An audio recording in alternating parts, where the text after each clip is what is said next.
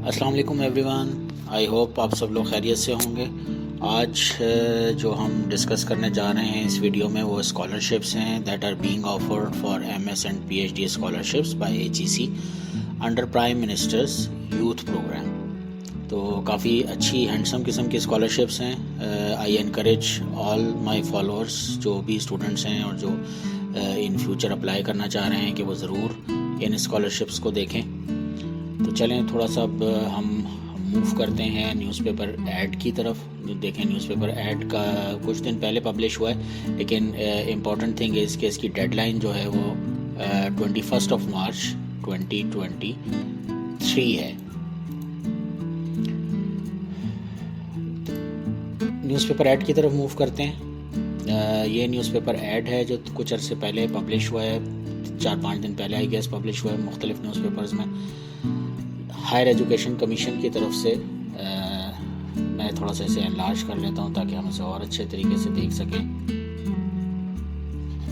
75th independence anniversary celebrations के under ये program है। टाइटल अगर आप इसका यहाँ देखें that is 75 national top talent scholarships program for Pakistani students and basically these are MS and PhD scholarships. क्या कहते हैं ये यहाँ पर 75th सेलिब्रेशन इंडिपेंडेंस ईयर के सिलसिले में ये सेलिब्रेशंस जो हैं उसके सिलसिले में ये PhD और MS की स्कॉलरशिप्स ऑफ़र हो रही हैं। Announces 40 PhD and 35 MS scholarships for Pakistani and Azad Kashmir nationals to study in the world's 25 top ranked universities QS और Times Higher Education THE rankings only.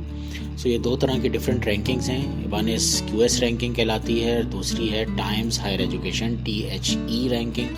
आपको इंटरनेट पे सर्च करेंगे मिल जाएंगी। HEC की वेबसाइट पे भी ये QS रैंकिंग अवेलेबल है ताकि आपको कोई कन्फ्यूजन ना हो, क्योंकि इसकी मैंडेटरी रिक्वायरमेंट है स्कॉलरशिप्स की कि आपका एडमिशन जो है वो टॉप 25 वर्ल्ड रैंकिंग की यूनिवर्सिटीज़ में ही होना चाहिए।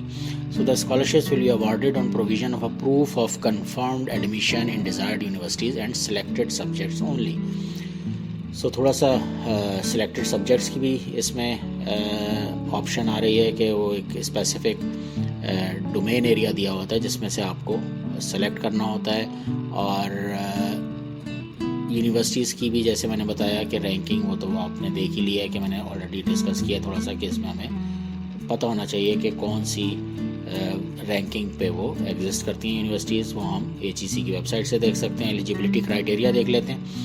Applicant must be a Pakistani Azad Kashmir national confirmed unconditional admission enrollment in any of the world's 25 top ranked universities in selected subjects.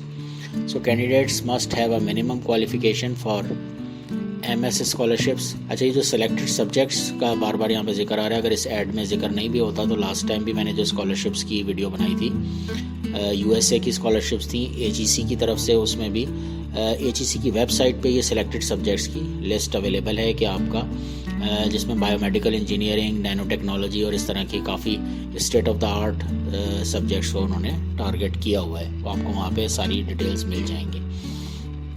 तो पहली चीज़ तो ये हो गई कि आपका कंफर्म्ड एडमिशन होना चाहिए वर्ल्ड की 25 टॉप रैंक यूनिवर्सिटीज़ पे। वो वर्ल्ड की 25 टॉप रैंक यूनिवर्सिटीज़ कैसे सेलेक्ट करनी है वो भी आपको तरीका मैंने बता दिया। उसके बाद सेकंड ऑप्शन है candidates must have a minimum qualification for MS scholarships BE BS masters और equivalent to 16 years of education in relevant fields of study। So requirement इनकी ये है कि आपकी 16 years of education कंप्लीट होनी चाहिए मास्टर्स के लिए, मास्टर्स स्कॉलरशिप्स के लिए। For PhD scholarships MS MPhil ME और equivalent to 18 years of education in relevant fields of study ये मौजूद होने चाहिए आपके पास। Maximum 1 second division throughout the academic career prior to the final degree. Then candidates must have a minimum CGPA CGPA minimum requirement बता दी उन्होंने 3 out of 4 and 3.75 out of 5 in the semester system और first division in the annual system in terminal degree. Terminal degree सम्राट के जो आपकी आखिरी degree की जो बात कर रहे हैं उसमें आपका CGPA और इतना एनुअल सिस्टम है या सेमेस्टर सिस्टम है उसमें इस तरह होना चाहिए। मैक्सिमम एज की क्या है, 40 ईयर्स लिमिट है for full time regular faculty members of public sector universities and 35 years for all other normal candidates must not be availing any other scholarship। अब आ जाते हैं कि आपने इसमें अप्लाई किस तरह करना है। Applicants are required to submit an online application via HECE portal. HECE portal पे अगर आपने अपने क्रेडेंशियल्स से अपनी एक CV टाइप का या अपना ID डेवलप नहीं की हुई तो थोड़ा सा उसमें आपको टाइम लगेगा। उसमें आपको सारी अपने क्रेडेंशियल्स देने पड़ेंगे, अपनी डिग्रीज अपलोड करनी पड़ेंगी, हर तरह की डॉक्यूमेंटेशन करनी पड़ेगी। And once you have done it correctly तो जितनी भी स्कॉलरशिप्स आती हैं उसमें आप इजीली HEC की तरफ से जो भी स्कॉलरशिप्स आती हैं आप उसमें इजीली अप्लाई कर सकते हैं। Application processing fees ₹700। Fee can be deposited in account number this Habib Bank, Shalimar Recording Company, etc. Please do not send a printed copy of the online application form. Only selected candidates will be advised to provide signed printed copy of the online application form along with requisite documents. उसके बाद क्या कहते हैं important information या important notes उन्होंने क्या यहाँ पर प्रोवाइड किए हुए हैं, थोड़ा सा इसको देख लेते हैं। Scholarships will be awarded to the scholarships will be awarded on the first come first serve basis. Candidates are required to fulfill the requirements of host universities. अब इसमें ये प्रॉब्लम है कि अगर आपकी जिस यूनिवर्सिटी को आप टारगेट कर रहे हैं अगर उनकी रिक्वायरमेंट GRE है, TOEFL है तो आपको वो स्कोर्स प्रोवाइड करने पड़ेंगे। सो इट्स बेटर कि अगर आप स्कॉलरशिप के लिए आपने माइंड प्रिपेयर कर लिया है कि आप अप्लाई कर रहे हैं तो आपको साथ साथ इन चीज़ों के भी IELTS है, TOEFL है, GRE है, इनको जो भी जिस कंट्री को आप टारगेट करना चाह रहे हैं उसकी यूनिवर्सिटीज़ की रिक्वायरमेंट के मुताबिक आपको के पास ये स्कोर भी होने चाहिए। ऑब्वियसली ये स्कोर्स कुछ TOEFL और IELTS आई गेस 2 ईयर्स के लिए वैलिड होता है, GRE जो है वो 5 ईयर्स के लिए वैलिड होता है। तो once you have done it तो आपके पास काफ़ी एम्पल टाइम होता है कि जिसमें आप अप्लाई कर सकें। बहरहाल तो ये university to university requirement vary करती हैं। सो यहाँ पे लिखा हुआ है कि आपको कैंडिडेट को जो भी यूनिवर्सिटीज़ की रिक्वायरमेंट है उन्हें मीट करना है। Then conditional admission will not be considered. So conditional admission नहीं चाहिए, कन्फर्म्ड एडमिशन चाहिए। In case of any information found misrepresented incorrect at any stage application process will be terminated. Then awardee will have to execute a bond with HEC to serve for a period of 3 years for MS and 5 years for PhD scholarship immediately after completion of his or her studies. इसमें एक ये आपको bond sign करना पड़ता है जो कि MS के लिए 3 इयर्स का है और PhD के लिए 5 इयर्स का है विद HEC। और ये बात इंपॉर्टेंट है यहाँ पर मेंशन करनी कि HEC आपको ऑल ओवर पाकिस्तान कहीं भी अपॉइंट कर सकता है। मतलब ये आप जहन में रखिएगा इन स्कॉलरशिप्स को अवेल करने से पहले कि जब भी आप वापस आते हैं तो HEC आपको ऑल ओवर पाकिस्तान कहीं भी एज पर देयर रिक्वायरमेंट वो किसी भी यूनिवर्सिटी में आपको अपॉइंट कर सकता है for a period of 5 years. So candidates are advised to check all details of this scholarship program before filling submitting online application form. Request for amendment will not be entertained after submission of online application.